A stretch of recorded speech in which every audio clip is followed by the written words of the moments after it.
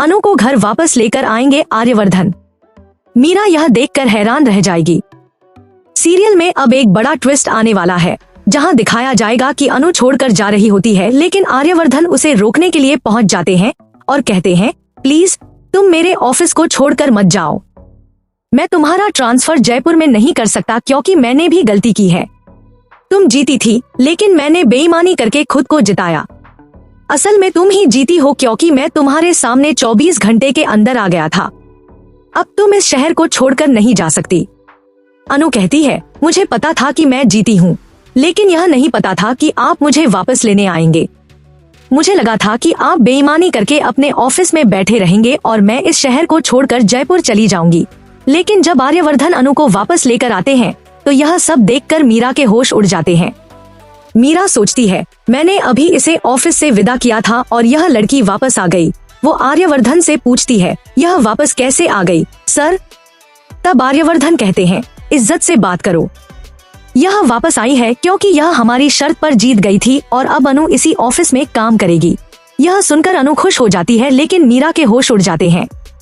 वहीं झंडे भी सोचते हैं कि अब अनु हमेशा के लिए यहाँ रहेगी। अगर अनु यहाँ रही तो अनु और आर्यवर्धन के बीच कुछ न कुछ जरूर होगा। अगर उनके बीच प्यार हो गया तो दोनों शादी कर लेंगे और तभी बहुत बड़ी मुसीबत खड़ी होगी।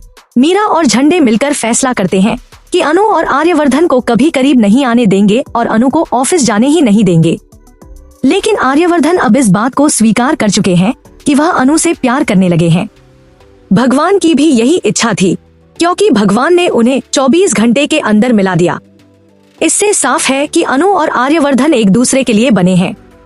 आगे कहानी में दिखाया जाएगा कि मेकर्स अनु का एक्सीडेंट करवाएंगे और जब हादसा होगा तो उसे हॉस्पिटल आर्यवर्धन ही लेकर जाएंगे। इसी बड़े ट्विस्ट से दोनों और करीब आएंगे। लेकिन इसके बाद पुष्पा जी शादी के बीच बड़ी मुश्किल खड़ी करेंगी। पुष्पा जी नहीं चाहेंगी कि उनकी बेटी की शादी इतने उम्रदराज आदमी से हो। आपने देखा होगा कि पुष्पा जी ने पहले ही आर्यवर्धन से कहा था कि वह अपनी बेटी के लिए रिश्ता ढूंढ रही हैं। यह सुनकर आर्यवर्धन को लगा कि वह अनु के लायक नहीं है, क्योंकि उनकी उम्र बहुत ज्यादा है और अनु की उम्र बहुत कम। अनु 19 साल की है और आर्यवर्धन 45 साल के हैं। लेकिन आर्यवर्धन की माँ इस शादी के लिए तैयार होंगी और वह अनु के पास रिश्ता भी लेकर जाएंगी। हालांकि जब अनु की माँ मना कर देंगी तो आर्यवर्धन की माँ को इसे मनाने में दिक्कत होगी। वो पैसे का लालच भी देंगी, लेकिन पुष्पा जी फिर भी नहीं मानेंगी। आखिर में वह कहेंगी, मेरा बेटा आपकी बेटी से बहुत प्यार करता है। आर्यवर्धन और अनु की शादी होने दीजिए। अगर किसी ने कुछ कहा तो मैं उसका सामना करूंगी। आर्यवर्धन की माँ साफ तौर पर चाहती है कि अनु उनकी बहू बने, इसलिए वो पुष्पा जी के पास शादी का प्रस्ताव लेकर जाएंगी। लेकिन जब पुष्पा जी इस शादी को एक्सेप्ट कर लेंगी तभी अनु और आर्यवर्धन की शादी होगी।